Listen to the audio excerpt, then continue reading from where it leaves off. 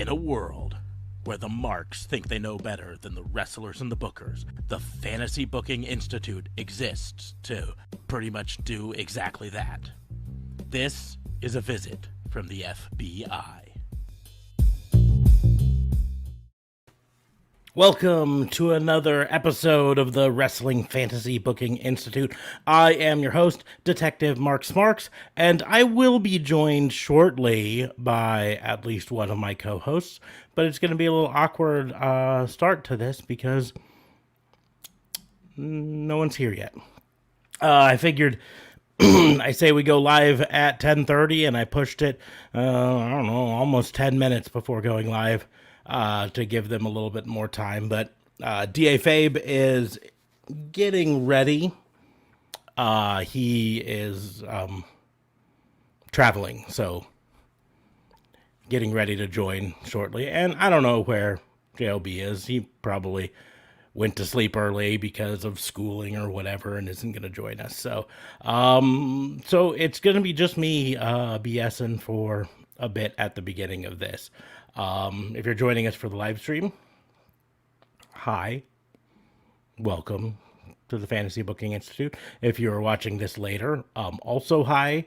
It seems even weirder, though, to try to talk to you, so I'm not gonna. And if you're listening to this on the podcast, I might actually edit out a bunch of this, so you might not even hear this at all.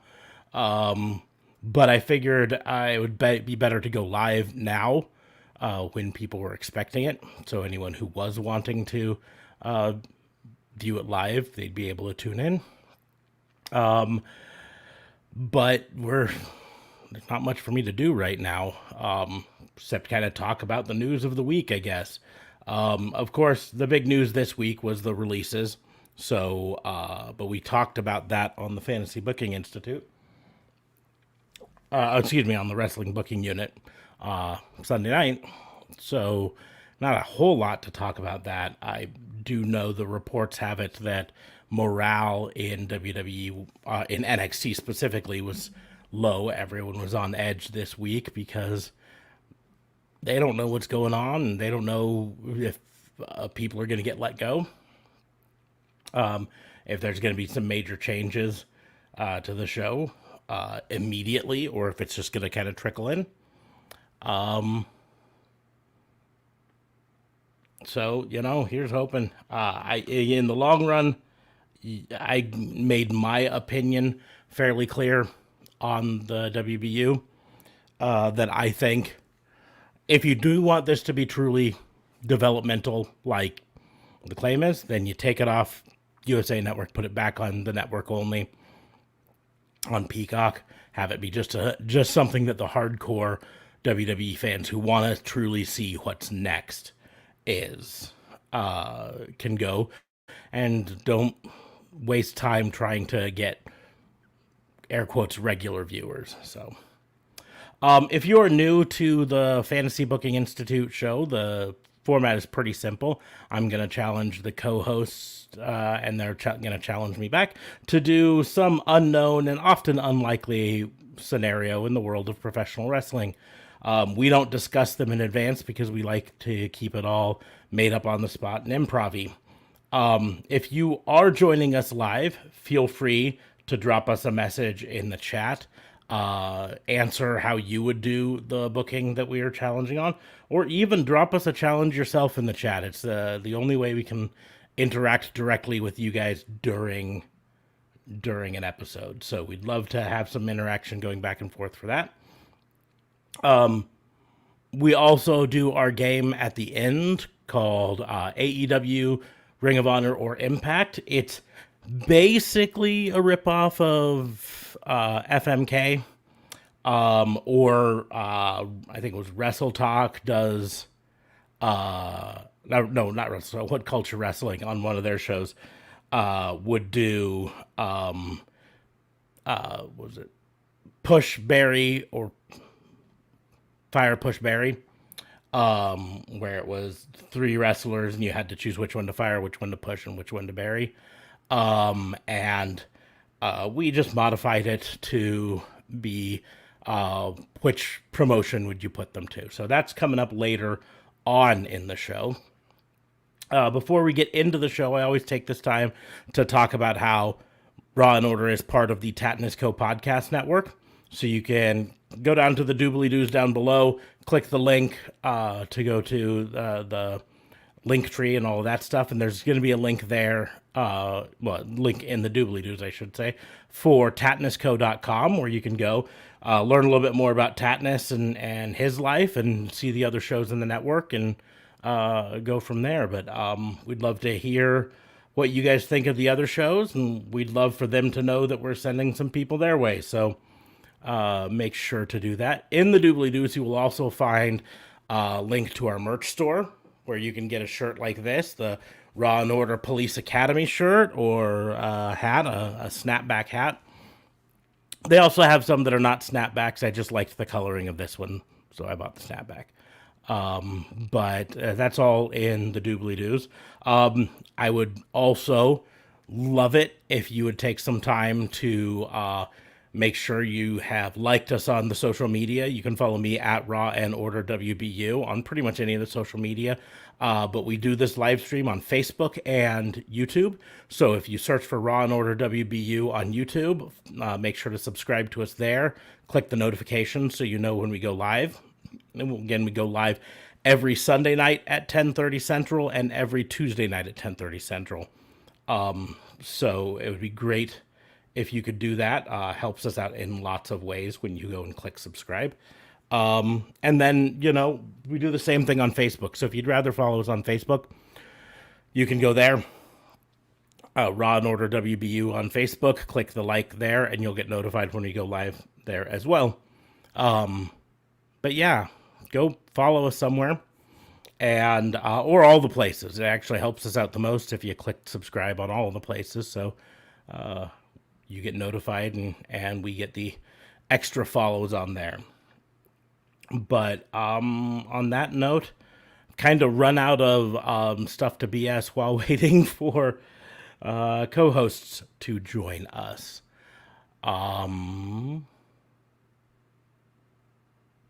Yeah. I haven't got a chance to watch tonight's NXT. I read some of the results. It looked like it was a decent show. But it's just going to be interesting to see. I mean, I didn't expect any, absolute immediate, changes. If they're going to do changes to NXT, that's going to take a few weeks to plan out and implement. So I have a feeling we won't see those until probably after the next takeover, which is... was it 3 weeks from now? So I didn't expect to see any major changes. I figured they'd just continue what storylines they could that didn't include wrestlers that were just recently released. So I am worried that it might be the last time we see Drake Maverick on NXT, because they had him lose in kind of a squash and then to further someone else's storyline, not to help him at all. And he is kind of the epitome of what Vince apparently no longer wants in NXT. He is small. I don't know exactly how tall he is, but he's actually shorter than me, if I'm correct. And he is older. Not super old by any means, but older. And because of that, those things both play into exactly what Vince McMahon is trying to put off, in NXT. He wants people under the age of 30, and he wants 6-foot tall people. And Drake Maverick is neither of those. Let's see here. Drake Maverick is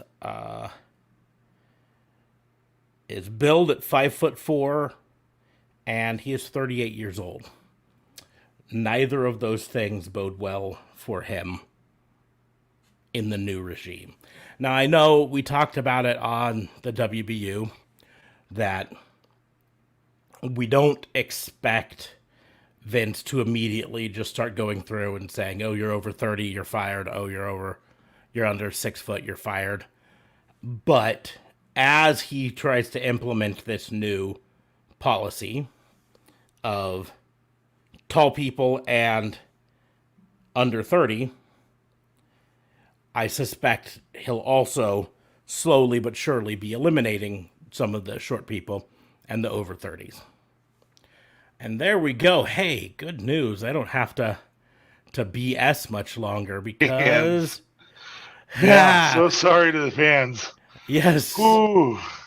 There was a line at the hotel. It was crazy. We're both wearing our fake cops hat. Yeah, I'd rock it longer, except for they did not have the air conditioner on in my room. And so, it's roasty toasty. If you hear some noises in the back, there are some young children who are going to the zoo tomorrow who are making noises, as you can tell. Hey, guys, it's time for bed. Then sleep over here. Okay. Stop it. You're on live radio podcast right now. So you just need to be quiet and just let it go, bud. Yeah. Okay? Okay? I'll just move you when I go to bed. Okay, then lay down and go to sleep, okay? Good night, guys. All right. Hey, how's it going? To the jury. I was running out of ways to BS my way through. It was such a line. Oh my gosh, it was like, why are so many people checking in at 10:30 at night? I will also go and say, hey, Shirt Brothers.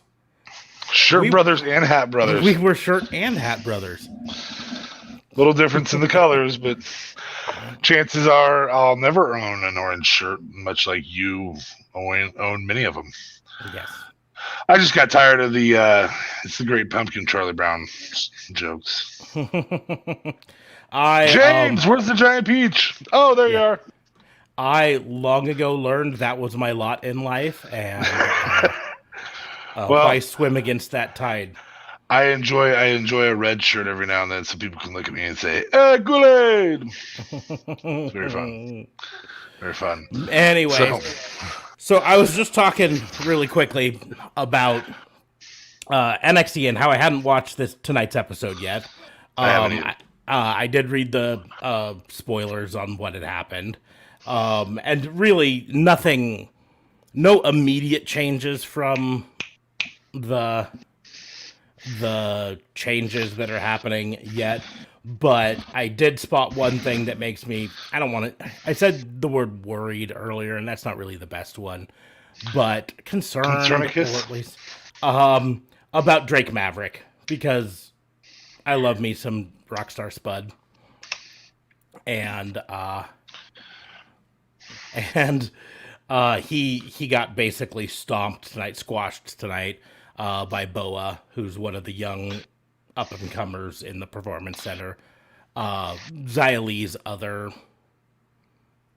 person, like, it's Xia Li and Boa, and then the weird lady, I can't remember her name, that's ordering them around.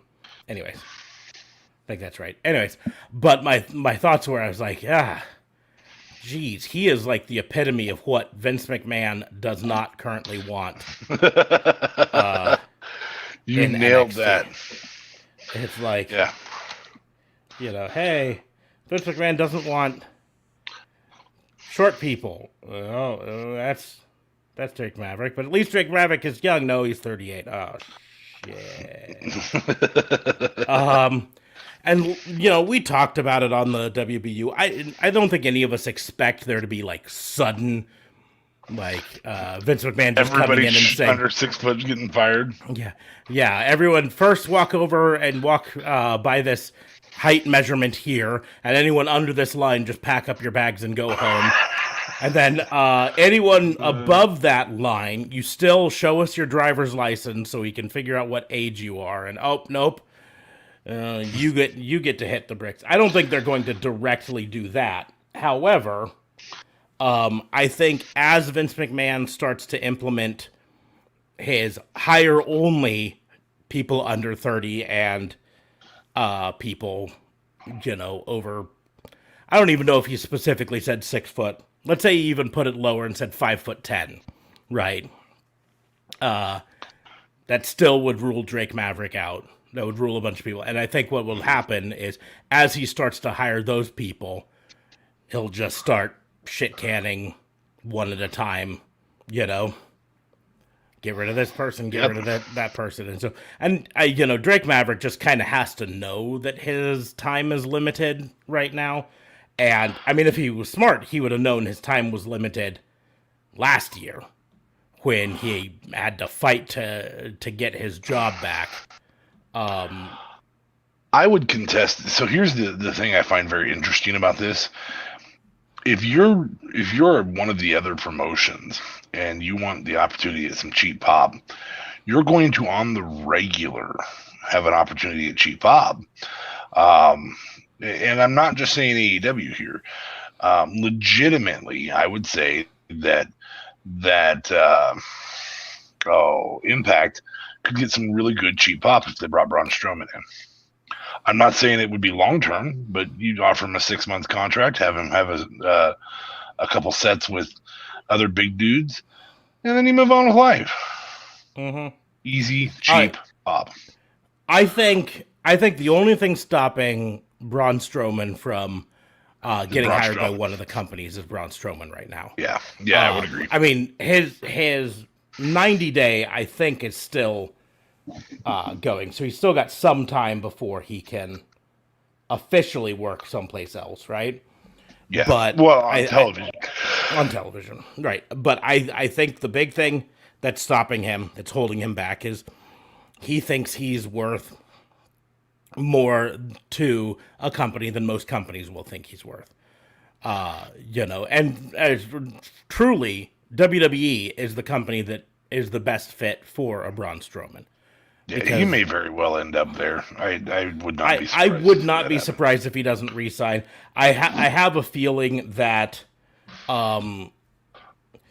his getting let go was more to do with the size of his contract than with his abilities or WWE's faith in him, right? Yeah, because at the end of the day, I think he's still more talented than Omos. Mm-hmm. I think he's still more talented, equally as talented as, no, I would say not necessarily in the ring.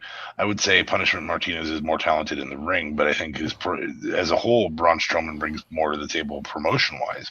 Mm-hmm. And this isn't a dog. It's not Punishment Martinez. Damian Priest. This isn't to dog on Damian Priest. It's just as a whole, Braun's been the world champion before, and so I think he brings a little bit more to the table there than Damian Priest does. Yep. And so the only thing that stops right now, like Impact Wrestling, I bet you hard money there's someone in Impact trying to figure out if they can afford him. Yeah. But the question is, can Impact afford him? And at what his current rate apparently is, no, Impact can't. And even what I think will happen is he won't get bookings. He'll have to either decide whether he wants to be a wrestler for cheaper, because WWE is going to offer him for cheaper once they no matter where he ends up going. Yeah, no matter where he ends up going, he's taking less than he was making. Yes. Mm-hmm. Once they know that he's been offered somewhere else, that's when they'll go, okay, I'll be $1 higher. Mm-hmm. $1 or $5 or whatever it may be.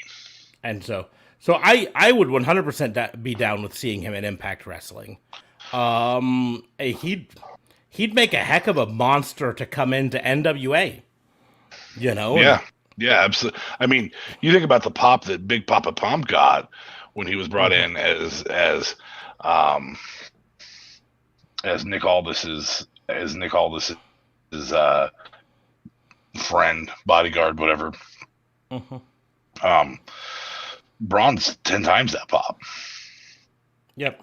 So it'll be a huge pop. It's a big, even just for the PR.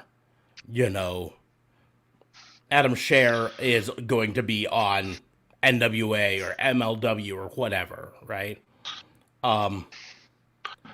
those are all going to be a big thing. So he will, assuming he will sign for the rate that they can afford, right? Because Impact Wrestling's not going to be able to give $1 million, right?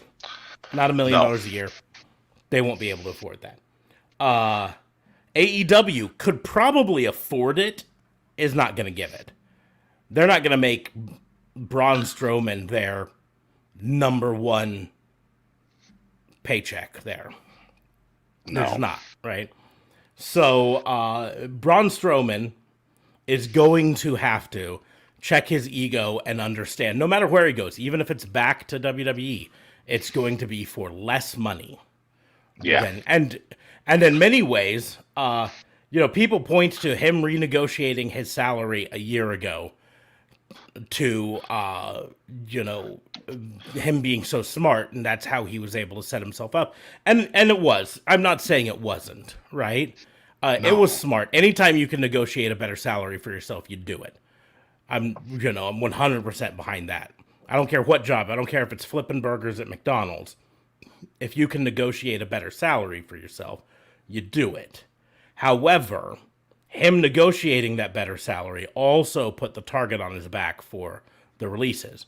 Because if he was only making $500K a year, he might not have been at the top of their list for that round of cuts.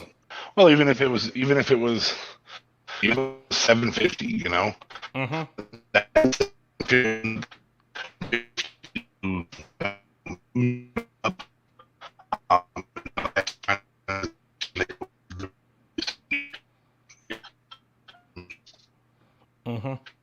So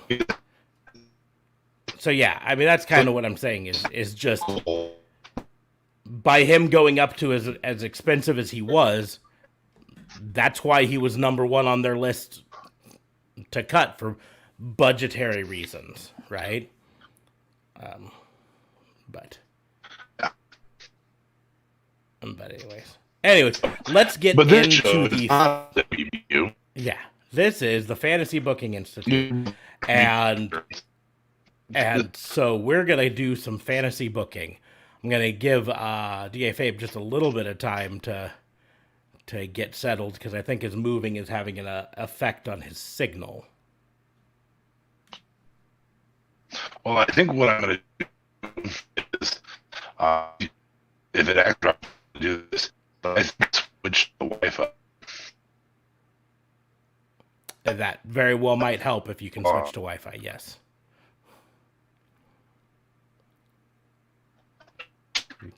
And he drops out for a bit as he switches, but that's fine. Because we're already used to looking at me. And there's Sting over there. And he's back. I'm here. Just give me a minute. Yep. We hear you. We're just waiting to see you.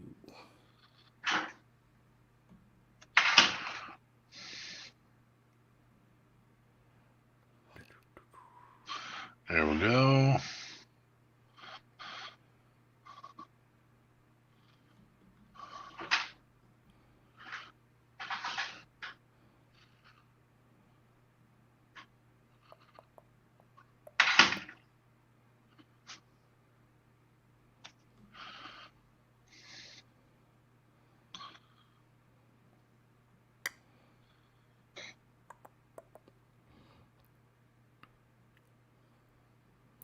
But anyways, there we can see you.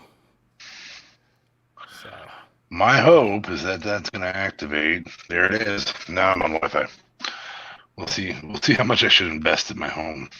Oh wait, I spent a bunch of money to be on Elon's system that I'm not on yet.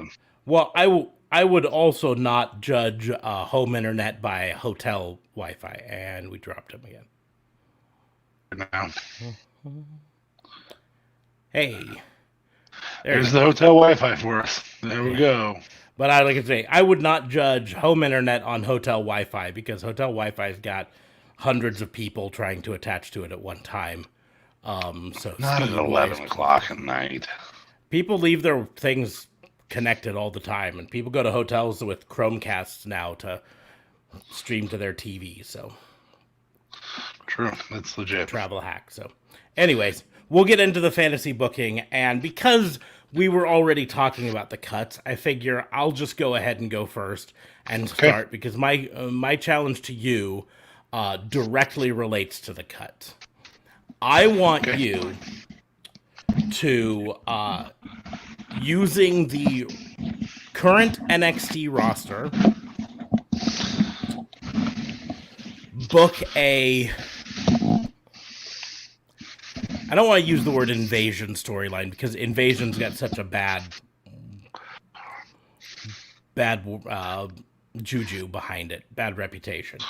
But book a way to bring up a number of wrestlers from NXT. The only stipulation is they all have to be the exact opposite of what Vince McMahon is wanting right now. So either above 30 or under 6 foot. Okay, well, we're going to start with Adam Cole, baby, I suppose. Mm-hmm. And I'm not going to book him in a feud with Shinsuke where Shinsuke hits him in the nuts. And I'm not going to book him in a feud with Nia for the 24/7 title.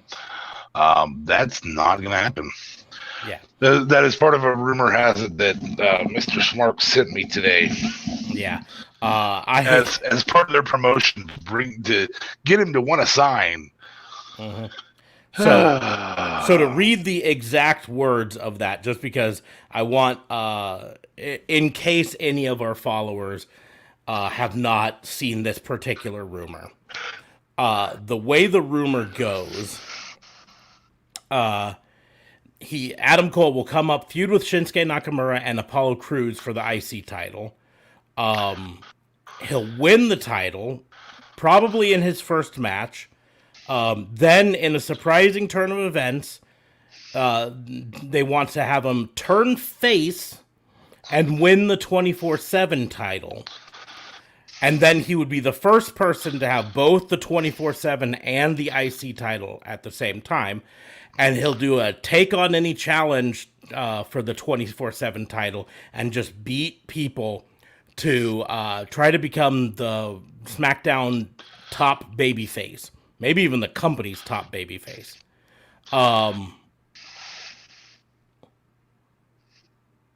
That sounds hideous to me. He's not a baby face. Like you said, he's not a baby's face. More importantly, that's how you're going to push this guy? You're going to push him with a mid-card and a lower-card title. Mm-hmm. You're going to have Lince Dorado chase him around the arena. Really? Yeah. They also said they expect him to feud with Nakamura a long time, bringing back Nakamura's low blow gimmick. Horrible decision. And that Nia Jax will be one of his main feuds for the 24/7 title. Which is a horrible idea as well. I mean, here's the deal. The problem with that idea is simply this. So far, the only way women have won the 24/7 title has been flukes, right? Because Vince McMahon does not like actual matches, competitive matches between men and women. For multiple reasons, right? So, does that mean it's just going to be fluke things where Nia Jax comes up and tries to roll him up and he kicks out? That's not going to look well for him or for Nia Jax. No, we need a mean Samoan drop out of nowhere. Yeah. That would work. It would work, but I don't want to see... like I said, I don't want to see Adam Cole as a face. I've been a follower of Adam Cole for a long time. He doesn't really work as a face. And I'm not saying he could never be a face, but he's not going to be your company's top baby face. Because he is so likable as a heel. And that's the thing. His best thing is to be the likable heel. The Undisputed Era, the NWO, the DX sort of character, right? Yeah. So anyways, so Adam Cole, but not doing that. Okay. Are you going to bring them up as any sort of like a unified group, or is it just going to be a bunch of independent sort of call-ups? Well, hell, I suppose I could still bring Roddy and um, Kyle O'Reilly. Kyle O'Reilly up. But that feud with Kyle O'Reilly made me genuinely believe that those two want to kill each other. So, Well, and feud ain't over either. They have a match scheduled for the next. that shit doesn't matter. True. Main roster does not give a fuck about NXT. I feel like Adam Cole Bebe can actually bring some existing main roster people alongside him. I want to see a Roman feud. That's what I really want to see. But I want to see it with Finn, who's already been pulled up. So, I bring Tommaso Ciampa up, and almost immediately if I put him on Raw, he's feuding with Sheamus for the U.S. title. I don't feel like Ciampa is a world title. Immediately a world title contender. I do feel like there's more to build there. Adam Cole can build himself in a matter of weeks. Tommaso Ciampa needs a little more time. I don't think I have him do it as DIY though, and mainly because that has run its course, and that needs to stay having run its course. In fact, as I go back and look, I'm like, Ciampa works so much better as a heel than he ever did in DIY.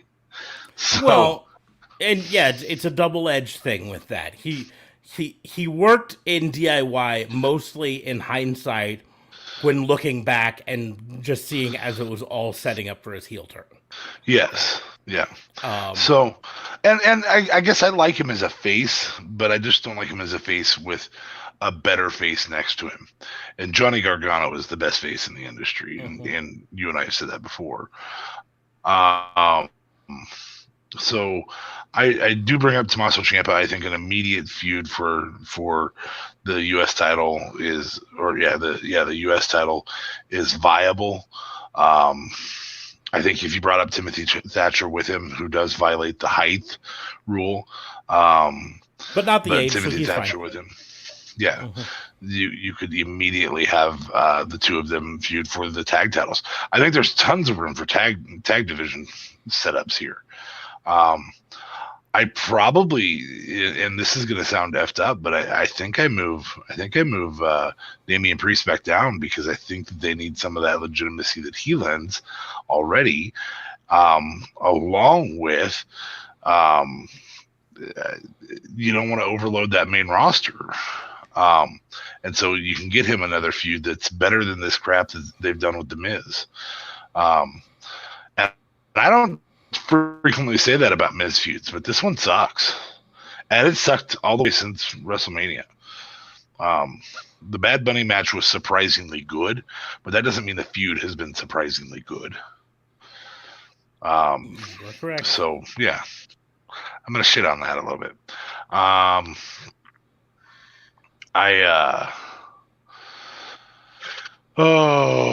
For Pete's sake, you're probably going to disagree. Well, we're not doing women's because women's don't fit any of those categories. So never mind. Well, I mean, I would age. bet age-wise, but at the same point, we know Vince McMahon doesn't give a crap about women's wrestling. No, he doesn't. So when he looks that's at because Stephanie invented it. He invented wrestling. Stephanie invented women. Exactly. So Vince McMahon is only really caring about. I mean, that's why the entire releases this last week were men, except for Mercedes Martinez, I think. Yeah.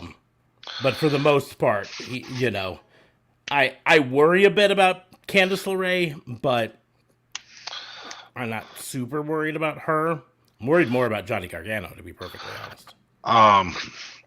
I probably sprint forward with this Karrion Kross feud. Last night, having him beat Jeff Hardy in a really very, very sloppy overall match, where it looked like he didn't know what he was doing and Hardy was just getting some luck in. if you're gonna push a Karrion Kross, you got to push a Karrion Kross who's just destroying everybody all the time, or who needs Scarlett there immediately. Well, now they just shit all over that too. So I don't know what they're doing. It doesn't make any sense. So I book Karrion Kross as a destroyer, and I have him work his way through the ranks, probably to 173 and 0. At 135 and 0, before he wins the title, you know, like I probably just build a new Goldberg that performs way better in the ring.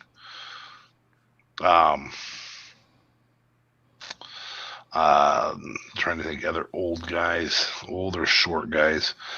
Johnny Gargano. I don't know that I bring him up and maybe in a tag group. Him and Austin Theory could make a decent tag. I don't think Gargano's built for the main roster. I kind of don't either. Which is why like I say, I'm worried about him because he doesn't have the size for the main roster. He doesn't have the build for the main roster. Yep. Not the build. Yeah, he's none of it. I mean, he's kind of in many ways exactly what Vince McMahon is like not wanting. You know. Yeah. I bring up 100% of Legado del Fantasma as Legado del Fantasma, and I have them run roughshod over one of the brands. I probably, to be honest, I probably have Santos Escobar take out Roman Reigns in the table. I think you add a few more Latinos to that and have them feud with the table. I see zero downside to that. Zero downside to that.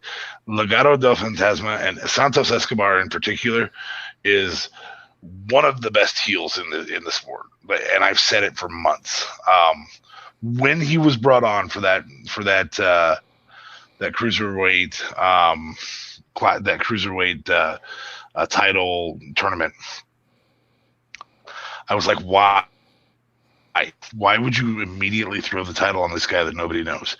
And as soon as he turned heel, I was like, this guy's really good at this.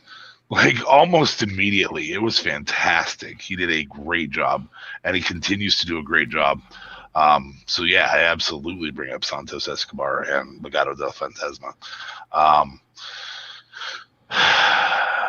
Trying to think of other people that I would bring up. I think that might be enough to just have a minor invasion that isn't an invasion. Mm-hmm. I don't know. Okay. Maybe another tag team, but MSK's too young. Mm-hmm. MSK is kind of aside from their height. Grizzled young veterans are too young. So that tag division, unfortunately, though, it's significantly better than WWE's tag division. You can't really bastardize it. I mean, you could do Oney Lorcan and Danny Burch. I think Danny Burch is injured right now. Back from injury? I was going to say, yeah. But when he comes back, yeah, they fit the mold. Although, in reality, they fit the mold in this respect. They're tall. But in many ways, I mean, they're like thinner Cesaros. Yeah. I suppose I could maybe see, not LA Knight, but the other one, that he's feuding with, Cameron Grimes. I think maybe he could pull it off. I don't know if he's young enough though.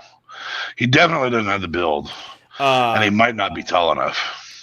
I know he is young enough. Is he? Okay. Because I looked it up the other day when we were doing our talking back and forth about them. LA Knight, I think he could pull up in a heartbeat. I think he. Truth be told, I think that was the worst use of those two for feuds. You have two great guys who are just wonderfully pompous. Cameron Grimes is 27. And because LA Knight wanted to be the new Rock, we were stuck with just not a really great feud, not nearly as good as it should have been. Oddly enough, LA Knight is 38. So Yeah, that's like I said. That's why he fits with his. I think he could come up, and he could come up and dude, be the first LA Knight and not the second Rock, you know, whatever it is you're trying to that's pull my off. biggest problem with LA Knight. It always has been.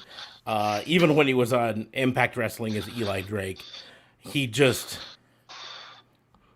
He looks like he's trying to be somebody else. he so much wants, like, you can tell every time he gets on the mic that he was the guy who watched Attitude Era The Rock and said, I can do that. I want to be that. And people are like, oh, you want to be a professional wrestler? And it's like, no, I want to be The Rock. And here's the deal. I'm gonna go out and say, I get it. There's a reason I have The Rock's book back there. There's a reason. I'm gonna show how nerdy I am. In my phone wallet, I have the Rock license. I have it in my, so that my real driver's license doesn't show through. So if I open it up, people can't see my address or whatever like that. But it is the Rock's license. It doesn't matter why you have it. It does not matter. No, it is still the touristy souvenir, the Rock driver's license. I get it. I get why you would say when you were younger, hey, I want to be that. I 100% get it. But most wrestlers then go off to wrestling school and all that stuff and then learn to be themselves. And he is like, nope, I ain't giving up my dream of being the Rock. So, but I think if he actually, that'd be a really good sidekick for Adam Cole Bebe. Sorry. In fact, if you want to put together a faction, LA Knight, Adam Cole Bebe, Roddy Strong, I think LA Knight can replace Bobby Fish. You just have to have them remake Friends. So. Or not, because the main roster doesn't give a fuck about the. Yeah, you don't even have to. You just have to. Kyle O'Reilly, Adam Cole. Here's the deal. What you do is and like, this is why I said the word invasion, and then I had to take it back, because invasion is a bad word around professional wrestling fans, and I get it. I understand. But that's how you do it, is an invasion angle. You have Undisputed Era, or whatever, you have the whole group just show up. And heck, if you really want to play with the marks out there, you have them show up, and you have their whole thing be, we're they just over got 30. Fired. Yeah, we're over 30, and too small. Or we're too small. We are what Vince doesn't want on this show. Can you run a storyline firing without people? I mean, obviously, those of us who know the industry well enough know, hey, they're not going to be on TV if they're actually fired. I don't know but if in this day and age you can truly run we've been fired, but you can I'd be happy to follow it.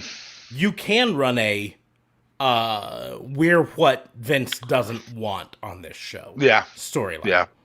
Where it's they're not saying they've been fired. They're just saying, listen, you've seen the papers, you've read the dirt sheets, you know Vince doesn't want us on this show. We're gonna show him why he should want us on the show. We're gonna show him what he's missing out on, or whatever. So. Kind of a little dude insurgents. Then you could have Finn Balor be part of it. You could have Ray be part of it. You could have that'd be really kind of fun. A little dude insurgents to introduce faster paced wrestling. You have Seth Rollins be the guy who's torn. I don't know which one I fit in with. Yeah. That would be a blast. You've got plenty of little guys already on your roster, right? You've got Chad Gable, you've got Ricochet, you've got Seth who is close. You've got a bunch of, Maybe. and then inversely, you've got some people that you recently called up from NXT that you're just fucking wasting in T-Bar and Mace, And Keith Lee. and Keith Lee, where you have them come out and be on the Vince McMahon side. Be like, this is how we're gonna get our chance, brother. Yeah. Okay. Yeah, you guys need to stay back down in NXT where you belong. Yeah. You. Oh, look! Here comes the littles. I could 100%, if that was properly done, I could 100% get behind that storyline. 100%. I could too. I could get behind them attacking Triple H because he's a big guy, and telling HBK he wants them to be their leader. Like, I could be behind all of that. All of that. That would be a lot of fun, actually. So, the other thing is I could also be absolutely 100% done with the I'm a broke guy gimmick. It sucked with HBK. It sucked every single time they did it. And then last night you had the broke guy say, I just need $100,000 to get by for a couple days. See, I dug it, but... You did? I'm over it. But I dug it from the standpoint of exactly that, $100,000. Yeah, life's not so bad for you. Just change how you structure your life. Yeah, and that's the thing there is I think it's 100% poking fun at like basically just saying, listen, man, just change what you need and you'd be fine, right? But here's the thing with the Baron Corbin gimmick is we know that they've got an end plan for it. How they're going to do it is going to be fun, but this broke part of the phase is not going to be very long, I don't think, because they've trademarked Happy Corbin. So he's going to start getting counseling or something. Yeah, something is going to change things around. Mm-hmm. He's the fourth member of the New Day. I guess that's one way to do it. I was going to say he falls in with one of those like positive thinking telemarketer sort of things or televangelist sort of things, you know what I mean? And he falls in with that, and that person turns his life around, so now he's a disciple of that person, and so he comes out with the guy's DVD about how you too can turn your life around. Look at me, I was on the street just a few months ago, and now look at my new life. Look at the Ferrari that I drove to work, and you know why? Because I followed this guy's simple 13-step plan to turning your life around. A Dave Ramsey sort of a character.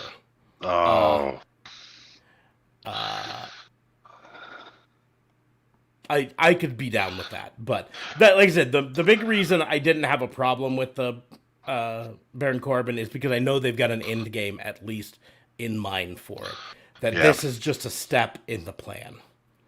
Okay, fair enough. I'm a little more concerned about the Elias change. Not that I don't agree that Elias needed something to freshen up his gimmick, but getting rid of the guitar entirely. I was going to say, the guitar wasn't the problem. The push was the problem. Or the lack of push. That's what I'm saying. You know, hey, let's completely squash. Waste this. We're gonna have you piss off the crowd, and then we're gonna have you squashed by our face. No, man, have him piss off the crowd, and then win the title and piss off the next crowd. Yeah, the thing is, has he even won a mid-card title yet? I don't know. I'll have to look. I would venture to say he doesn't even piss off the crowds. No. I mean, the crowds love saying "walk with Elias." So you're gonna just like Rusev Day, you're gonna take away a gimmick. Yep, and that's the deal. They could have 100% gone with it with Elias, and I mean, still have him be the cocky whatever. But people loved him, so Let him keep doing that. Let's see. Uh, he has never held a real title, although he is a 4-time 24/7 champion.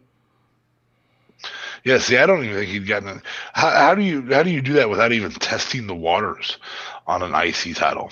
Or, I mean, he's been in the picture. Just put it on him for a couple weeks. See how the fans react. Yep.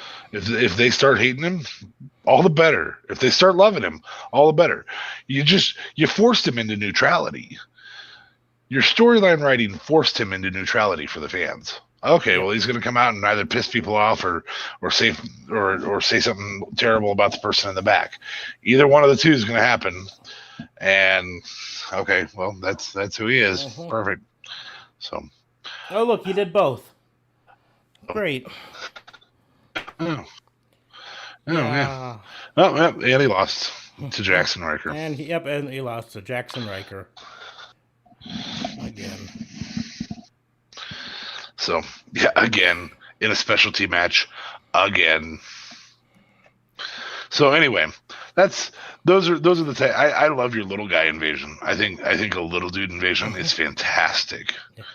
I love the idea of them chop blocking people and fast paced versus the rest holds of Roman. Yep. I feel like that could be like a wrestling Bible chapter. The rest holds of Roman. Anyway. Okay. So,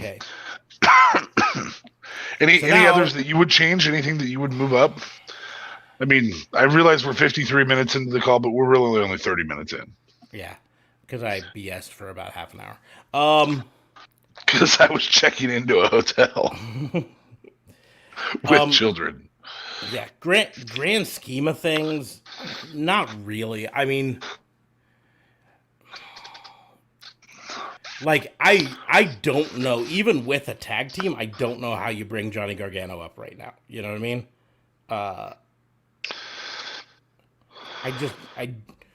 He doesn't fit the main roster. Adam Cole barely fits, and the only reason he fits is charisma. Because he's got that charisma, yeah. And as a heel, that's the important thing. It's as a heel. Because you can talk all you want about his charisma, but it's been decades since he had a face run anywhere, right? Yeah. And so you try to bring him up as a face, that's 100% rolling the dice. You know? Look how good we are. We can make Adam Cole a face. Mm-hmm. When I've talked about it, part of what makes him so great as a heel is because he understands. It would be fake. It would be fake. Part of what makes him so good as a heel is he 100% understands the heel's job is to make the face look good, even in defeat. Right? Yeah. So his job is, even if he's going to win, as a heel, he's supposed to make the face look good. And I don't know, first of all, I don't know if enough wrestlers on the main roster understand that. And that's why he's valuable for that reason. But secondly, I don't know if, as a face, he would be able to get over. I mean, the simple fact is, Finn Balor, part of why he's struggled so much on the main roster is because they always tried to push him as a babyface. They saw that crowd reaction and they said he should be a babyface. And part of why he got so over in his second run down in NXT is because he wasn't a face. He wasn't a full-on heel, but he wasn't a babyface. No. I mean, he started off by kicking Johnny Gargano in the head. Mm-hmm. A 100% babyface Johnny Gargano. Yeah. Right. A pre-heel turn Johnny Gargano. Right in the face. So, yeah, I don't know. Like, I don't know if I'd bring Johnny Gargano up. I like the idea of an Adam Cole led faction. I'm I'm not sure I like the idea of a reformulated Undisputed Era per se. Just because I know there's going to be enough NXT people who just look at it and be like, well, they can't just replace Bobby Fish with, and all this. What the hell ain't right? Yeah. So I almost think it more be he's just the leader of the group coming up. They're not the Undisputed Era, but Adam Cole's the one who arranged it. Adam Cole's like, hey, I heard you guys didn't like vanilla midgets up here. Here I am. We're vanilla midgets. Let's go. Yeah. Anyways, let's go ahead and move on to your fantasy booking challenge for me. So, in honor of being in a town that is right next to the town you're in and not going to see you probably this entire 24-hour period that I'll be here, I'm sorry, but monkeys are more important than you. Penguins are more important than you. That's really why I'm going. The penguins I've also heard that before too. Yeah. So anyway, in honor of that, I want you to book your dream wrestling zoo. It's a wrestling museum, but you have to associate individual wrestlers with different animals in the zoo. I know, it's dumb, it's crazy. I thought of it on the way here, and you're going to be like, ugh. You're right, it's dumb and crazy. I mean, John Cena would be a lion, for example. No, Roman Reigns would be the lion because he goes, wah! He's a big dog. He's a large dog. But you don't put large dogs in the zoo. And there aren't really all that large dogs. Like, coyote? This is Nebraska. Wolf. You don't put coyotes in zoos. Nah. A wolf. Wolves aren't that big. Whereas lions are. So even though he's the big dog, he's also the leader. The lion is the king of the jungle. Yes. Head of the table. Yeah. Okay, so there you got one. Roman Reigns John Cena would be a baboon. I like it. Mostly because of their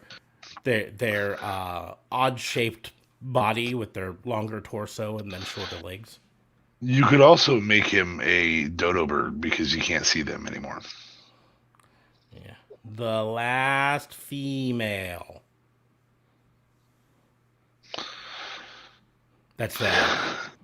I know reference. From the movie. Yeah. There went our last female.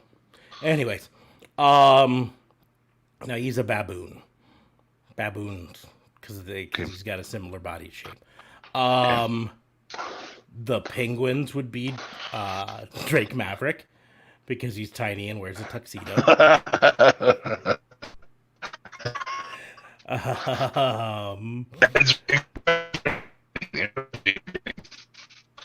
Okay, I couldn't actually hear what you just said, but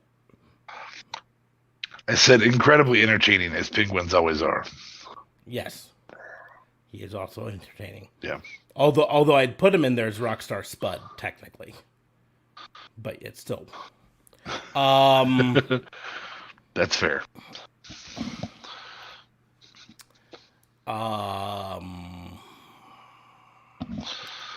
Kushida would be the Gazelles because he's stupid fast. Fair enough. Catch him. I would also bring Kushida up, but I'd make him get rid of his vest. I'm thinking. Yeah, there's no way for this not to sound mean, but Otis would be the walrus. No way for that not to sound mean. But he does the worm, which is a very walrus type move. It works. It works. And you allow him to grow back his beard. He's got face whiskers like a walrus.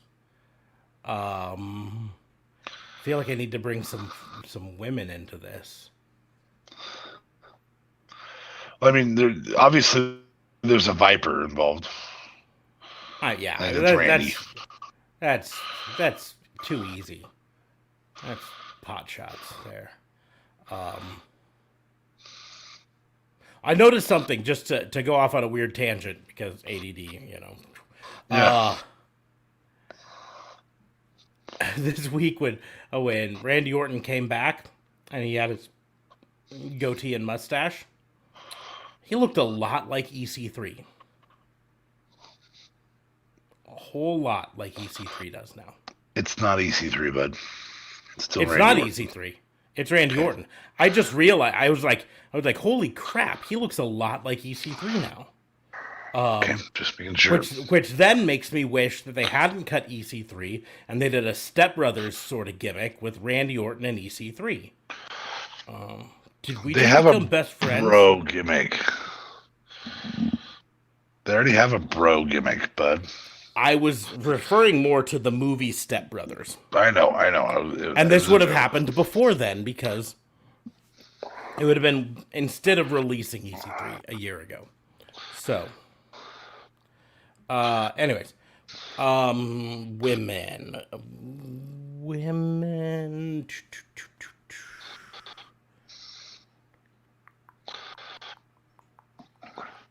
You can go any brand too. I mean, just trying to think of a good zoo type animal for Alexa Bliss, Spider Monkey. Watching her catch herself on the ropes and stuff. See, I can see that, but I would actually go more Casey Catanzaro. That works too. Monkey. That works. So that probably Alexa Bliss would just be a slightly larger monkey, like a gibbon. Oh, okay. Just not quite as a lemur. No. I mean, she is running off of a cliff, killing her career right now. Yeah, that's she's gonna get blamed. She's a lemming. That's right. She's gonna get blamed for this not working. She 100% is. The thing is, I can also see her. There's very few women on the roster that I can see weathering a storm, and she's one of them. She's been such a draw for WWE over the years. Oh, I don't disagree. That even if she gets blamed for a bad gimmick not getting over, I just see her being able to come out of it relatively unscathed. If the same gimmick had been given to, heck, even Bayley, I don't necessarily see the same, because Bayley's never been that draw for WWE. You know what I mean? No. I'm more worried about Nikki right now. If this Nikki Ash gimmick, Nikki ASH gimmick doesn't go somewhere, I 100% see her getting shit canned because they're just like, nope, we tried a good gimmick with you.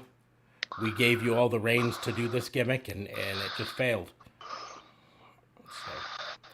So, Sasha Banks would be a peacock. Multiple colors. I get it. Yeah. She's boss. Shows off. Even though, technically speaking, peacocks are males. We're gonna gloss over that and pretend we don't know that. Well, I mean, you can. Not all peacocks are. Okay, peahen. She'd be a peahen, is what you're saying. But but peahens don't have colors. Peahens are just brown. Yeah. So you could make Becky Lynch the seahorse. She's the man that just gave birth. She sure could be. I don't know. That's as good as I got. Yeah. I'm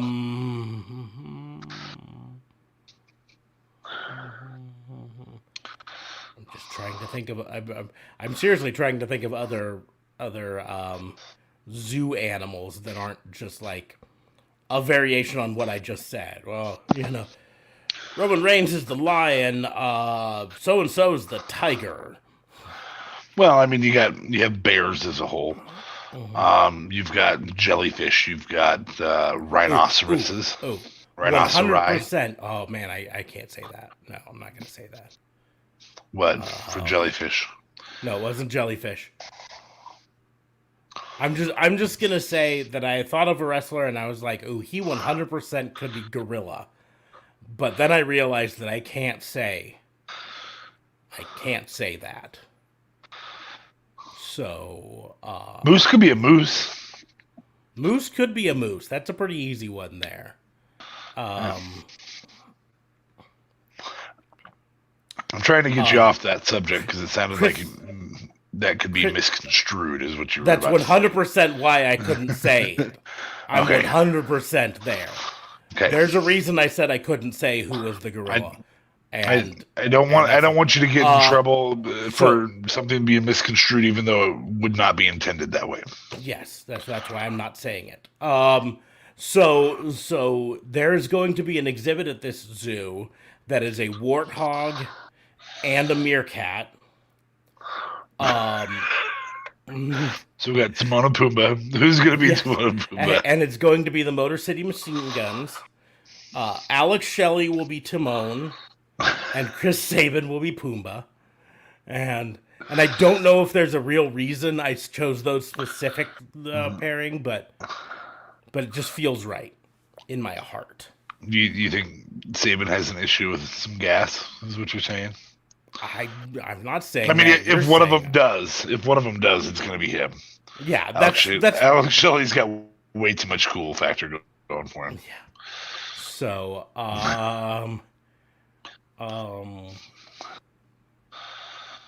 you could have a honey badger. You could have an eagle. What's the most unlikable eagle? What's the most unlikable animal at the zoo? Like the animal that's at almost every zoo, but people are just like, why is that animal here? Oh, I don't know. Hippopotamus? Why is it that every time I mention anything that's a fat animal, I automatically think of Otis? I feel like a dick. That's why I struggled with the walrus, but it just works so well.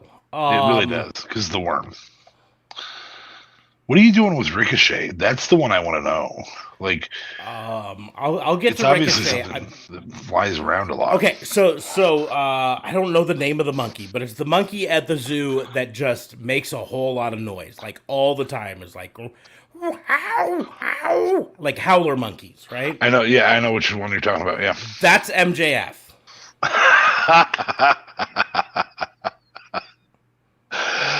I love it. That one is MJF. Just constantly making noise. Brian Cage could easily be your gorilla if you wanted. He could be a gorilla. I'll have him be my gorilla. Or that orangutan. Works. He's actually strong enough to be an orangutan if you want, but yeah, no. He's my gorilla. Okay. He's the gorilla specifically at this zoo that you're about to go to that likes to sit right by the window. Although unfortunately, I think the gorilla exhibit's closed right now. That one, yes, it is. Yes, it is. The one that does this thing. Mm-hmm. And then pounds on the glass to scare people. Yep. And then goes back over and sits and goes right at people. Yep. Literally sits there and picks its nose all day long. That gorilla 100% knows it's on display and does not give a fuck. It's honey badger. It is a honey badger gorilla. Mm-hmm. It has cracked the glass. Yeah, broke the glass that one time. Just came running at a little girl and smacked the glass. And here's the deal: in my heart, I know for certain that gorilla knew he wasn't gonna break the glass, because that's his gimmick is to wait until there are a bunch of people there and then run over and pound on the glass so that all the people go ah, and then he sits down and picks his nose and rubs his butt against the glass or whatever. It's a show to him. That's his whole thing. So that's Brian Cage. But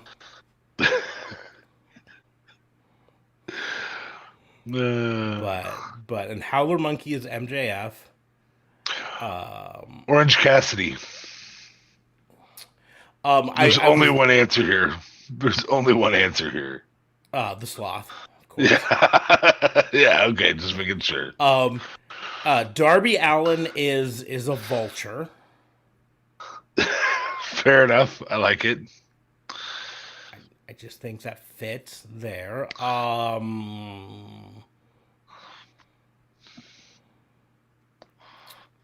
What animal has the best teeth?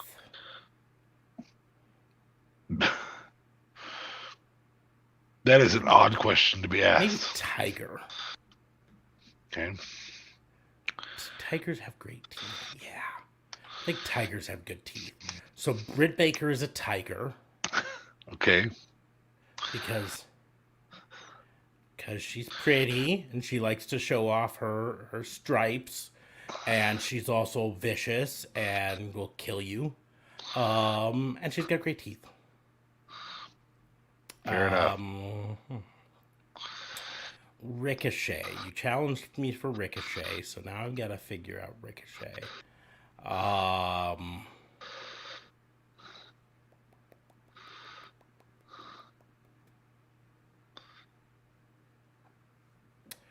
Ricochet is the flying squirrels. Okay.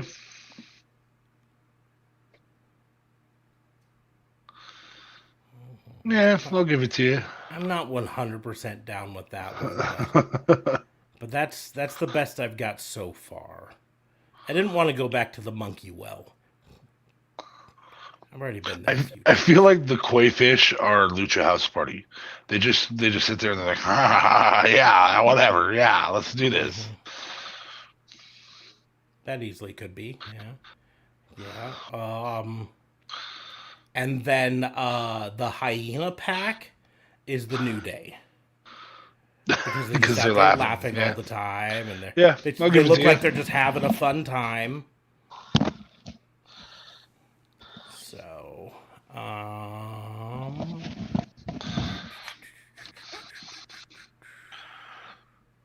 or maybe Ricochet is those fish in the aquarium that just like to do flip-de-doos. You know, the ones that just love to swim over the top and then over here, then swim back. The sharks? No, not the sharks, because he's not dangerous enough to be a shark.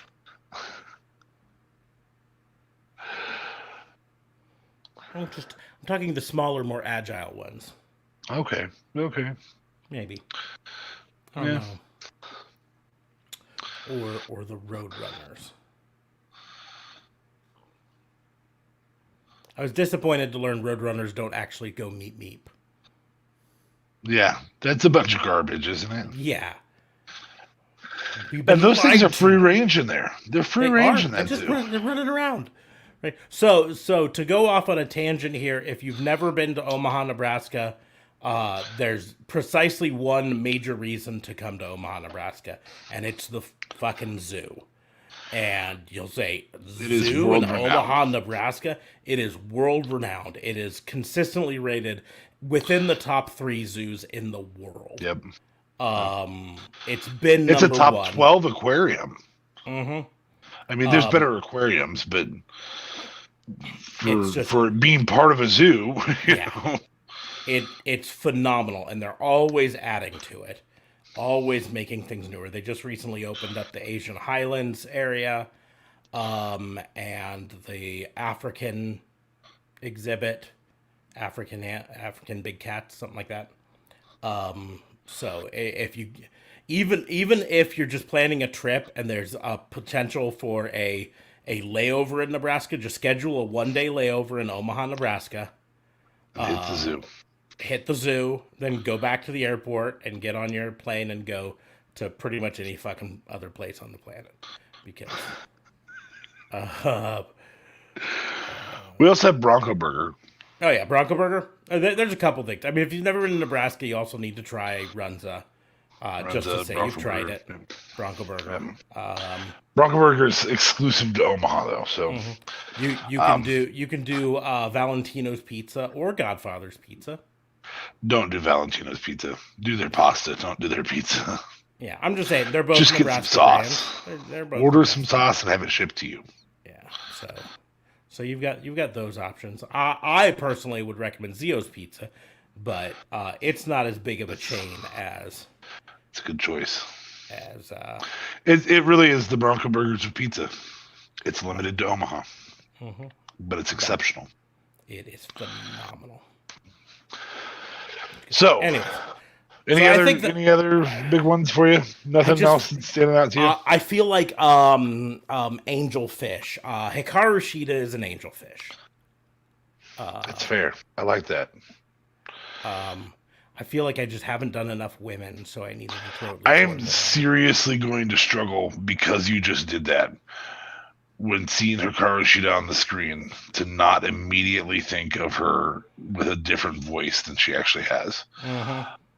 She's immediately going to have Ellen DeGeneres Green Goblin. Willem Dafoe's voice. Willem Dafoe, yeah. Willem Dafoe plays the angelfish in the tank. Yeah. So I'm immediately going to think of Willem Dafoe every single time I see Hikaru Shida now because you just did that. You're welcome. You're like, shark bait, hoo-ha-ha. Sorry. Anyways. So we are going to go on and move on in this thing to our game. I mentioned it earlier. It is AEW, Ring of Honor, or Impact. It's the game where... Wait, does the jury know what you're about to challenge me to that I don't know? No, the jury does not know. I just mentioned the game was coming up. I mentioned the game was coming up, but I did not say what. But so I'm doing... So AEW, Ring of Honor, or Impact is where I challenge them, and then they challenge back with 3 usually current WWE superstars that they have to relocate to one of those other companies. However, in this particular day, I am not using current WWE superstars because we have a list of 13 NXT superstars who were just released. So I am going to choose 3 off of that list, specifically. And I'm specifically going to choose ones that I'm not going to be like Stephon Smith, Zachariah Smith, and Ari Sterling. You know, I don't know who those people weren't on NXT on the regular. I am going to choose some names that are relatively well known. Okay. And I say relatively because at least they've been featured recently. So the 3 to challenge for you is Bobby Fish, Bronson Reed, and Tyler Rust. I'm going to say Tyler Rust is the least polished of those 3, so he's going to go to ROH. There has not been. I know JLB when he's here likes to dog on ROH. The bottom line is ROH is a breeding ground for the next step. And I feel like that's a better move for Tyler Rust to really get that breeding ground set up to find out what real fans are enjoying, not what Vince is enjoying. So I think that's a good move for him. Bronson Reed, I do think, is polished enough to be a super heavyweight. When he said he's one of the best, if not the best, he's not the best super heavyweight in the world. That is hands down Moose. We say it week in and week out. And Moose is the best super heavyweight in the world. But Bronson Reed is in the top 10 of super heavyweights right now. Behind Moose and Walter. I mean, this is not me dogging those other guys that are above him. And it's not me dogging Bronson Reed, but he could immediately go and make an impact in professional wrestling. In Impact. Yeah. You did there. Yeah, I know. I know you loved it. And I think Bobby Fish is well polished. I think his in-ring work is great. Do I think he's the guy who knocks off Kenny Omega? No.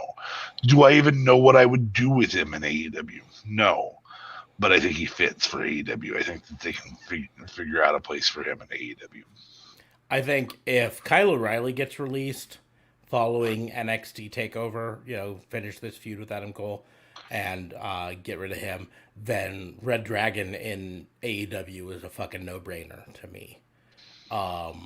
Their finisher, their tag team work, all of that stuff is so polished and so well done. It's just right now we have is Bobby Fish. Mm-hmm. So, yep, makes it tough. Yeah, I think he ends up in a tag somewhere. He's a short mid-carder, a transitional mid-carder. He's not a world champion. That has 100% to do with charisma level, not in-ring work. It's just you're not Adam Cole. I have lived this for 10 years of my career, working around people with more charisma than me, and I would outwork them, and that's absolutely fine. So, Bobby, sorry, it's not an insult, but you're not a world champion. So, okay, I am going to pay homage to Sunday night's episode, and we're going to go with former actors in WWE. Because we had Copboat, the series. I am waiting for that picture that I very, very quickly edited with my phone from a picture from that series to get taken down off of Twitter. But I also don't post enough to really get that much attention, so I don't know that Copboat's going to take up that much attention. Yeah, I think you're fine. I've seen others on Twitter. Yeah. So, anyway, we're going to take one of the actors from Copboat, and it's Hulk Hogan. Okay. Terry Bollea. We're going to take an actor. Again, these are former people, so I can't use John Cena, and I can't use The Miz. And The Rock is kind of recent, so I can't use him either, really. So we're going to use Stone Cold. Okay.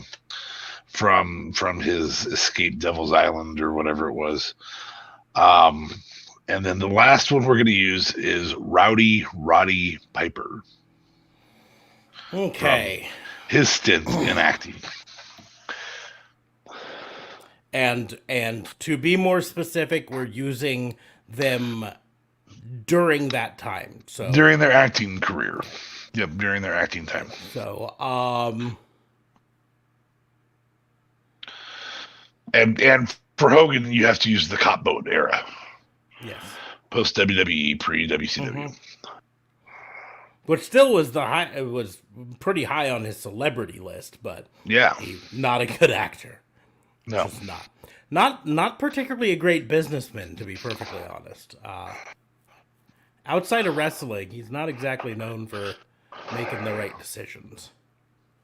But this script looks wonderful. Mm-hmm. Wait, I can sponsor these little grills for people's kitchens? Nah. I'm going to instead do a blender. Maybe I should sponsor a pasta restaurant. Did he have a shot at the George Foreman grill? Yeah. He had a Oh my shot at the gosh. George Foreman grill. The way he describes it, and all that, is that because his agent was also George Foreman's agent, and the way he describes it, he was in the shower when the call came from this agent, and the agent was going to give him first choice, and because he didn't answer, the agent called George Foreman and gave George Foreman first choice, and the two options were a blender and a grill. And George Foreman chose the grill, and he ended up being stuck with the blender. And I there's a have never reason. heard of a Hulk Hogan blender. There's a reason you haven't, because it failed miserably. But the George Foreman grill proceeded to make millions of dollars for George Foreman, and turned him into a household name when he was a semi-popular boxer. You know. Yeah, I mean, he'd been retired for a little. Now, he came back after he released the grill. But, yeah. Hulk Hogan blender. What was it called? The Thunder Mixer. Oh my gosh. So it was even at the same time as Cop Boat. Yeah. Cop Boat, the series. God, it's still. You can actually find them on Amazon still, though. That's fucking cool. That's because that's original stock, bud. Yeah, no, it's 100% original stock. It's got his picture on it and everything. But Jeez.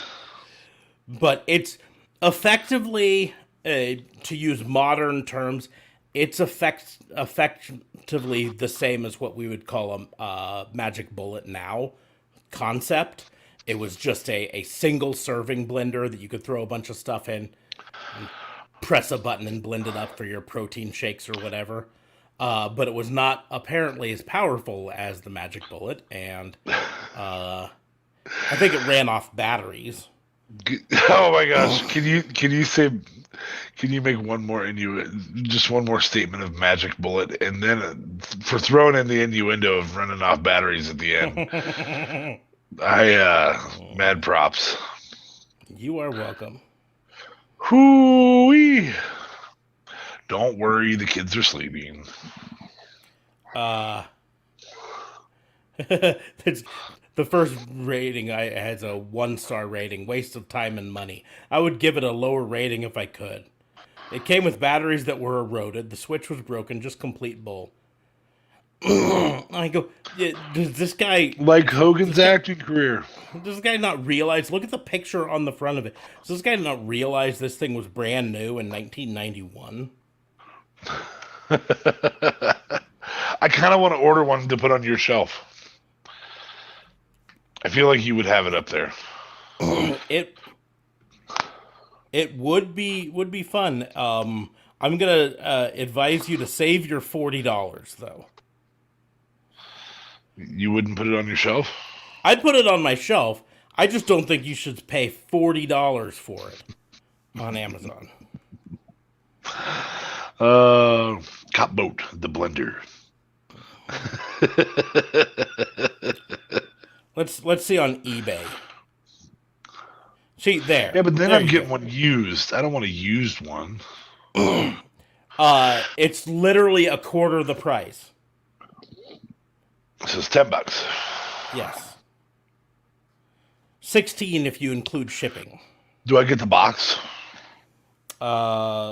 According to this listing, it comes with the box and the thing. It says it's in new condition. It's impressive. Anyway, and there are forward. lots of them. There are lots of them. So yes, in that $10 to $20 range. Anyways, bad businessman. At that era, this is why it's tough to do this challenge. To get back to the challenge, to do this challenge, it's tough because at that era, Hulk Hogan truly was still a big draw. Bigger of a draw. In fact, all three of those were big draws right when they went to. Mm-hmm. I mean, it's acting. Why they went into acting at the time. Is because they were big draws at the time. But at the same point, none of them were great wrestlers at the time.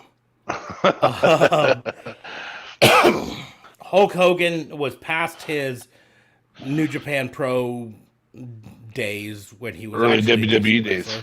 Early WWE days when he actually wrestled good. Roddy Piper, as much as I love him, he 100%, when he acted was on the downhill slide. Well, yeah, and he never truly was a great wrestler. He was a brawler, No.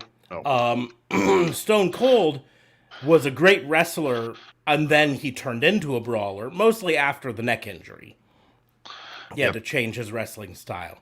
But the acting time was at that time too.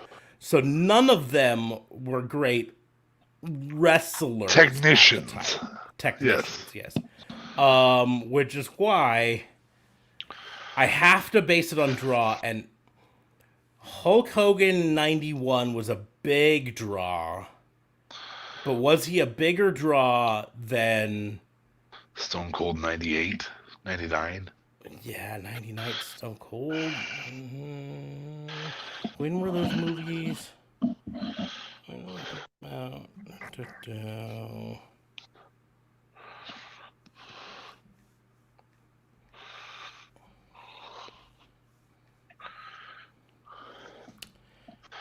Stone Cold.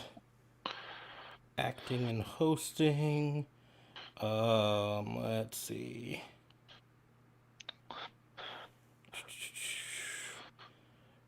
His motion picture debut was in 2005, The Longest Yard.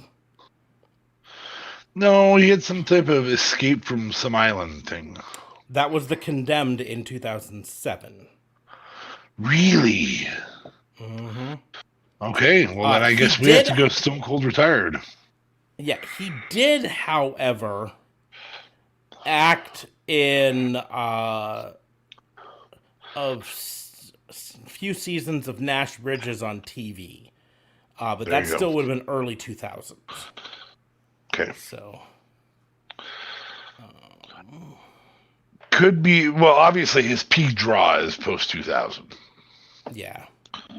So I'm going to say Stone Cold to AEW, if only purely for draw power.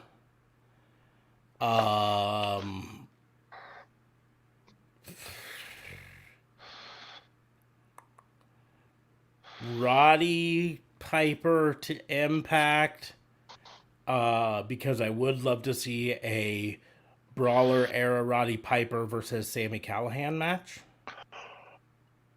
Oh, the promos. Yeah. Oh my gosh, the promos. That would be fun. Can we make it a Hollywood backlot match? It sure can be. It makes sense. Dustin Rhodes as the special guest referee, the winner of the only Hollywood backlot brawl. Yeah. They could even chase each other in a white Bronco at some point. I still don't know how WWF got away with using that footage. I don't think they licensed it. Anyway. Which then means Hulk 91 era Hulk to Ring of Honor. Which really doesn't seem right, but that's the way it's going to work out. That's fair. Fair enough. Oh, so a relatively quick episode, but just the two of us. Again, don't know where JLB is, but I'm assuming he's just asleep. We're probably going to get a message from him tomorrow being like, oh, dude, I crashed out after class and didn't wake up in time. Sorry. Which is fine. So on that note, we are going to go ahead and close the book on the Fantasy Booking Institute. Again, make sure to like, share, and subscribe. Follow us on the social media.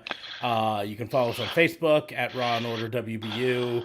That's where one of the places we do this live stream. You can follow me on Twitter at Raw and Order WBU, as well as TikTok and Instagram and whatever. And you can find us on the YouTubes at Raw and Order WBU. I would like to ask a favor. If you listen to us on the podcast or follow us on Facebook or whatever, please head over to the YouTube and also give us a subscribe there. It really helps the algorithm. The more subscribers we have, the more people it recommends us to. So we would appreciate that. You can follow us again on the Twitters and all of that stuff at the Raw and Order WBU. You can follow DA Fabe at DA Vincent Fabe. Right there. That's right there. You can also go down to the doobly-doos right down below and find the link to our merch store where you can get your Not a Cop hat, your fake cop Real Pro Wrestling hats. You can get your Raw and Order Police Academy shirts, or any of the other ones. Not a Cop shirts. This again, we don't pre-plan this, but this is not the only merch we have. No. We don't just have Fake Cops Real Pro Wrestling hats.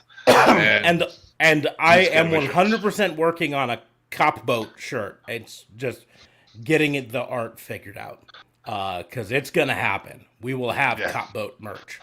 And because that produces a profit, he can't just use the picture I stole off the internet. Yeah, well, I wouldn't have used that one anyways, because it was really poorly done. Yeah, there's that.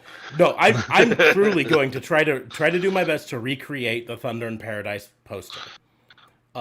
Fair enough. If you need me to do, except it's gonna say Cop Boat, and it's gonna have an explosion in the background, and it's gonna be palm trees, and